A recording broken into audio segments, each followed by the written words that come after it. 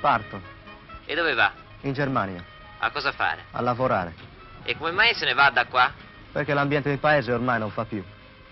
E il piano di rinascita? Che lo facciano. Casomai ritornerò.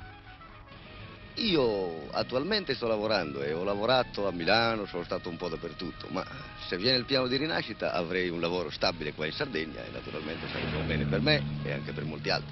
Che cosa ne pensa del piano di rinascita? Ah, penso che sia una cosa molto utile per la Sardegna. Lei dice che Sì? farà del bene alla Sardegna. Sì, penso di sì. E anche lei ne riceverà benefici, personalmente. Personalmente... Come? Personalmente non so, comunque per molta gente disoccupati, per gli emigrati, penso che sia una cosa utile.